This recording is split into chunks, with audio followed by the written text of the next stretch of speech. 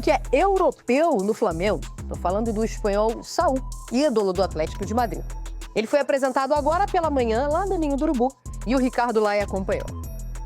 Fala pessoal, um abraço a todos. O Flamengo fez o primeiro treino de preparação para o jogo de domingo, 8h30 da noite no Maracanã contra o Atlético Mineiro. O Flamengo, que é o vice-líder do Brasileirão, trabalha com a possibilidade do retorno de Alan e Plata. O Alan vem tratando de um problema no pé direito e o Plata sentiu dores musculares na coxa direita. O Flamengo segue ativo no mercado, tem um acerto encaminhado com o Emerson Royal, do Milan da Itália, e a chegada do lateral direito abriria o caminho para a venda do Wesley para a Roma da Itália. Quem chegou, já deu entrevista, o primeiro reforço do Flamengo nesta janela de transferências é o meio-campo espanhol Saúl Ñíguez, 30 anos, jogador que disse que ficou muito impressionado com a estrutura aqui do Ninho do Urubu. Falou também que não poderia negar uma oferta de um clube do tamanho do Flamengo, mesmo tendo propostas para continuar jogando na Europa. Aqui no Flamengo, Saúl reencontra o Felipe Luiz. Os dois atuaram juntos por 6 temporadas no Atlético de Madrid.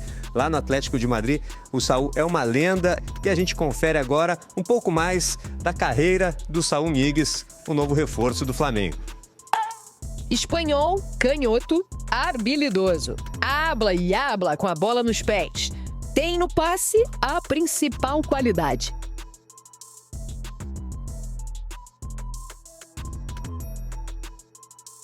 O Saúl vem para ser o novo coringa do Flamengo. Assim como o Gerson, pode jogar em todas as posições do meio-campo.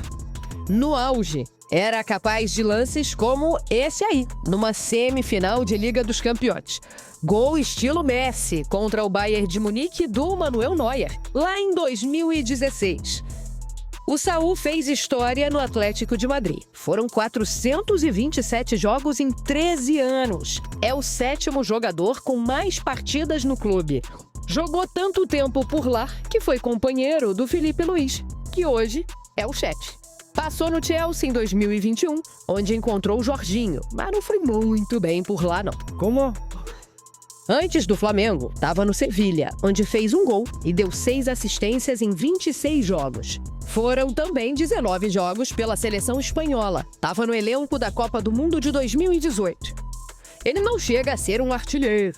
Foram 48 gols nos tempos de Atlético, mas quando faz bonito. O Flamengo ganha um novo candidato a protagonista.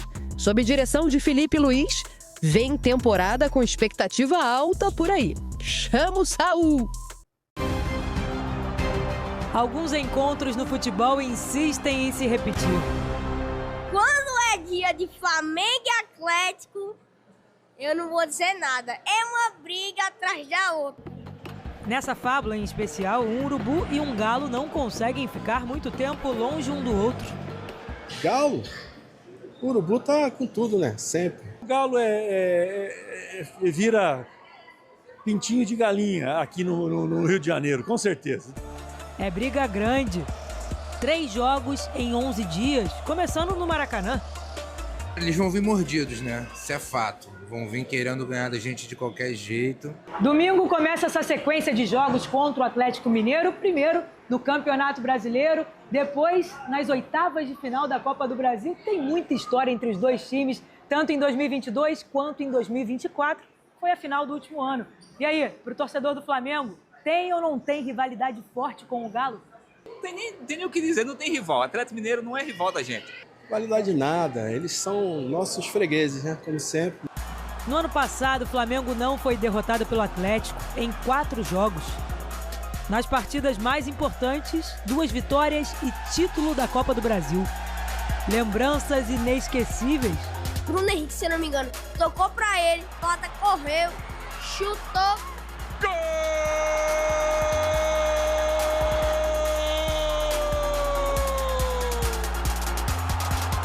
Fazer o quê, né, Gabigol?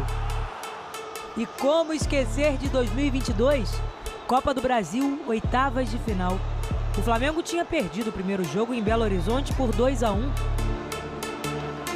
O Gabigol falou que eles iam ver o que era o inferno aqui dentro, viram, e é normal. E quando eles forem lá, eles vão conhecer o que é pressão e o que é inferno. E o Flamengo se classificou vencendo o segundo jogo por 2-0 no Maracanã. No fim, foi campeão em cima do Corinthians. Domingo, no Brasileirão, a torcida não espera diferente. Aqui é o inferno. Aqui é a coisa mais linda do mundo, o Maracanã. O Flamengo está brigando pela liderança justamente contra o maior rival do Atlético Mineiro, o Cruzeiro. Eu confio muito nos jogadores, no elenco que eu tenho, eu confio muito na qualidade que eles têm e sempre disse, né, que não é nenhum peso para mim falar que para mim são os melhores. Vem aí 3 jogos entre Flamengo e Atlético Mineiro. Domingo, quinta-feira que vem e depois na outra quarta-feira. Brasileirão e Copa do Brasil. E mais histórias para os torcedores nunca se esquecerem. Ou seja, open bar de Flamengo e Atlético Mineiro para vocês acompanharem aí e desfrutarem muito. Eu estava nessa final aí do ano passado, da Copa do Brasil. Na hora do gol do Plata, eu estava saindo da posição que eu estava para me posicionar ali para a live do GE. Globo e tal. Véi, explodiu uma bomba do meu lado. Foi quando começou toda aquela confusão, né? Uma perto do pé do Plata, outra ali perto da... Cara, foi assustador o que nós vivemos lá na Arena MRV naquele momento. Mas agora no Maracanã a parada é diferente. Então quem tem chance de dar uma bicada maior nesse momento, Raed? O Urubu ou o Galo, hein? A fase do Atlético não é uma fase boa. Mesmo classificando ontem na Copa Sul-Americana, é um time que fora de campo tem alguns problemas, como atraso nos salários, e dentro de campo é um time que não responde. Só que aí você coloca um duelo onde as duas equipes, onde há uma rivalidade histórica ali de Atlético com o Flamengo, e aí as coisas podem se equilibrar um pouco mais. O Flamengo é uma potência nacional sul-americana, é um time que está investindo pesado. Daqui a pouco, inclusive, a gente vai falar de uma reposição para a lateral direita do Flamengo, com a possível venda ainda não confirmada do Wesley para Roma e a chegada do seu substituto. Falta assinar. Tá no falta assinar. E a chegada do seu substituto, e o Flamengo é um time que, sob o comando do Felipe Luiz, ele tem 5 derrotas, desde que o Felipe Luiz assumiu, e isso aí incluindo a final da última Copa do Brasil entre os dois clubes. É um Flamengo em ascensão, que o único jogo ponto fora da curva, para mim, foi a derrota para o Santos. É um Flamengo que naquele jogo esteve irreconhecível. Venceu um jogo histórico contra o Red Bull Bragantino na última quarta-feira, uma partida que não vencia há 30 anos quase, não vencia lá em Bragança Paulista o Red Bull Bragantino. É um time que vem de 2 vitórias importantes contra o Fluminense e contra o próprio Red Bull Bragantino, e está na luta para retomar a liderança do Campeonato Brasileiro. E com jogo a menos, né? É importante lembrar que o Flamengo tem jogo a menos por conta da Copa do Mundo de Clubes lá, a 13ª rodada. Flamengo Sport, se não me engano. Os clubes que estavam na Copa do Mundo não disputaram. Bom, vamos falar agora do vai e vem do Flamengo, né? Que esse é sempre muito movimentado. Tem gente que diz que o Flamengo começou esse pacotão de reforços internacionais depois de ter desistido do Mickey, aquele irlandês lá que vinha jogar no Flamengo. Então, depois disso, abriu-se um novo horizonte para o Flamengo no mercado de transferências e, dentre eles, Emerson Royal, lateral direito, já está acertado com o Flamengo, jogador que foi da seleção brasileira, teve uma passagem ok pelo Atlético Mineiro, que deu destaque para ele. Seria uma lei do ex se ele pudesse estar em campo já no domingo, mas não vai ser o caso. O jogador acabou sendo contratado pelo Barcelona, foi emprestado ao Betis, jogou pouco no Barcelona porque o Barcelona teve que vender alguns jogadores na oportunidade, por conta de questões do fair play financeiro lá da La Liga. Foi para o Tottenham, Milan e agora Flamengo. A chegada do Emerson Royal abre a possibilidade dessa negociação que o Raed falou agora há pouco, do Wesley, porque o Flamengo só aceitava liberar o jogador para uma transferência caso tivesse já a sua peça de reposição. Então agora, como tem, é muito provável que em breve a gente veja aí o Wesley assinando o contrato com a Roma da Itália. Começar a falar pelo Wesley, jogador criado na base do Flamengo, que desde a base sempre foi muito ativo ofensivamente, melhorou seu jogo defensivo, chegou à seleção brasileira e sai por um valor absurdo, 25 milhões de euros num lateral direito para o futebol italiano. É uma venda muito grande do Flamengo. Aí o Flamengo tenta a reposição, contrata um jogador com 10 jogos com a camisa da seleção brasileira, um jogador que tinha uma projeção de carreira muito grande quando sai do país, que é o Emerson Royal. defensivamente muito bom, ofensivamente não tão bom quanto o Wesley. E só para passar aqui um pouco do histórico do Emerson Royal, ele, além de todos esses locais onde ele jogou, como você passou, o último jogo dele com a seleção brasileira, ele foi titular do time do Fernando Diniz. No Brasil, 0, Argentina 1, disputado no Maracanã, gol de Otamendi. Ele era o lateral direito titular da seleção brasileira naquele jogo. Aquele que deu a confusão toda lá no Maracanã. E a gente está falando isso de novembro de 2023. Ou seja, menos de 2 anos, o Flamengo busca um lateral que era o lateral que estava na frente da fila para ser o titular da seleção brasileira. Hoje eu acho o Wesley mais jogador do que o Emerson. Eu acho que o Wesley tem uma projeção de carreira muito mais...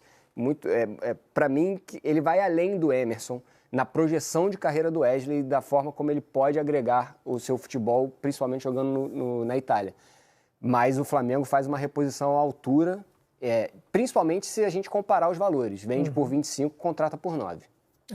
São números bem expressivos. Aí a gente estava falando agora há pouco do Vasco aqui, que está com dificuldades para aportes financeiros, né? 30 milhões foi o que foi sugerido, né, por quem comanda ali o futebol do Vasco. Aí você pega o Flamengo contratando jogadores que custam perto de 30 milhões, aí você já fala, tá a diferença bem gritante, né, para a parte financeira e de mercado aí das duas equipes. E até nessa questão do Emerson, né, o que talvez tenha atrasado muito ele nesse desenvolvimento que você falou, quando ele foi para o Tottenham, acabou perdendo a posição de titular ali, o que o fez ir para o Milan, inclusive, algumas lesões que atrapalharam ali. Pro Pedro Porro, Walker, né? No Milan pro Walker. Tottenham, o Pedro Porro e o Walker no Milan. São grandes jogadores mundialmente, assim, né? E a gente tem que analisar também o que o time propõe para o jogador. Não adianta você falar, esse aqui vai se virar em qualquer time. Não é bem assim. Geralmente o talento ofensivo brasileiro, ele consegue se virar em qualquer time. O talento defensivo brasileiro, ele precisa ali de alguma estruturação do que pensa do jogo. Não adianta você chegar para o Wesley e falar, você vai ser um zagueiro pela direita. Isso aí vai matar o jogo do Wesley. O Wesley ele tem que ser aquele lateral que chega no ataque, ou um ala pela direita. Então, o Emerson ele também enfrentou determinadas barreiras ali. No Betis ele foi bem, no Barcelona não teve tanto tempo de jogo. Foram 7 jogos só. E não foi mal, não. Nos jogos que ele atuou, ele não foi mal, mas o Barcelona é uma questão que saía do campo. Precisava vender para pagar os salários lá e honrar... Barcelona, hein, gente, que a gente está falando aqui. E ficar dentro do fair play financeiro imposto pela Liga Espanhola. Aí ele chega no Tottenham, faz uma boa temporada, mas aí cresce o jogo do Pedro Porro, ele perde a posição. E a gente está falando de um lateral esquerdo com passagem por seleção espanhola também, com um jogador um jogador comunitário europeu contra um jogador brasileiro. Então, são diversos fatores ali que podem pesar. No Milan ele teve uma passagem apagada, mas eu acho que chega uma reposição à altura para a saída do Wesley. Vamos ver agora o Emerson que vai apresentar no Flamengo, chegando, né, para competir com o Varela e talvez até com o Danilo em alguns momentos ali pela lateral direita. Samuel Lino é um outro nome. O Flamengo está atacando o Atlético de Madrid com força lá. E Samuel Lino é outro nome que pode pintar no ataque do Flamengo. Jogador que faz tanto o ataque pelos lados, principalmente, como muitas vezes já fez ala também no time do Simeone. É que no time do Simeone todo mundo faz de tudo um pouco.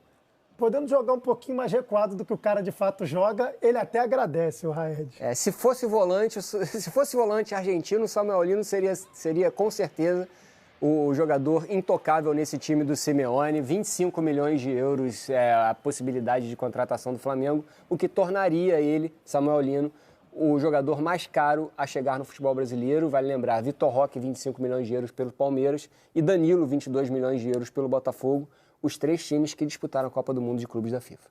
Não é à toa, né? Bom, e herói do jogo